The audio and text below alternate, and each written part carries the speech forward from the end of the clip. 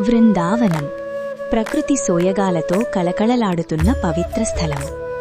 పచ్చని చెట్లు, మెల్లగా వీస్తున్న గాలి, దూడల మ్రోగులు, గోపబాలుల నవ్వులు. ఆ ఆనంద వాతావరణంలో మధ్యలో నిలబడి ఉన్నాడు నీలమేఘశ్యాముడు శ్రీకృష్ణుడు. రా, ఇక్కడికి రా అని స్నేహితులను పిలుస్తూ కృష్ణుడు దూడలను మేపుతూ ఆటల్లో మునిగిపోయాడు.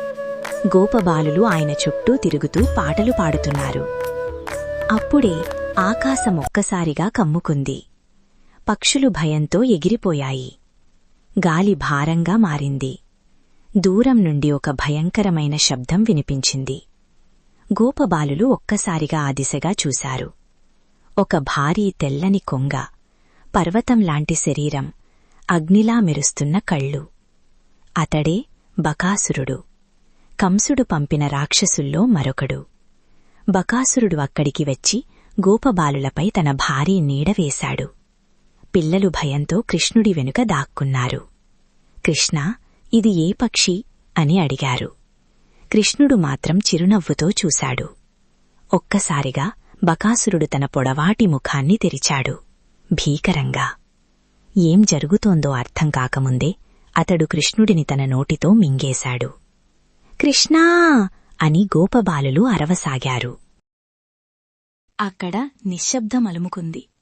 బకాసురుడి గొంతులోకి వెళ్లిన కృష్ణుడు సాధారణ బాలుడు కాదు. అతని శరీరం అగ్నిలా వేడెక్కసాగింది. బకాసురుడికి ఆ వేడి తట్టుకోలేకపోయాడు. అతని కళ్ళు ఎర్రగా మారాయి. శరీరం వణికింది. చివరికి అతడు కృష్ణుడిని బయటకు ఉమ్మేశాడు. కృష్ణుడు ప్రశాంతంగా నేలపై నిలబడ్డాడు, ముఖంలో చిరునవ్వు. బకాసురుడు కోపంతో మళ్లీ దాడి చేయబోతుండగా కృష్ణుడు అతని రెండు ముఖపు భాగాలను తన చేతులతో బిగించి పట్టుకున్నాడు. దివ్యశక్తితో ఒక్కసారిగా చీల్చి పారేశాడు. బకాసురుడి ముఖం రెండు భాగాలైపోయింది. అతడు గర్జన చేస్తూ నేలపై కూలిపోయాడు. ప్రాణాలు విడిచాడు. ఆకాశంలో దేవతలు పుష్పవర్షం కురిపించారు. గోపబాలులు ఆనందంతో కృష్ణుడి దగ్గరకు పరిగెత్తి వచ్చి కౌగిలించుకున్నారు.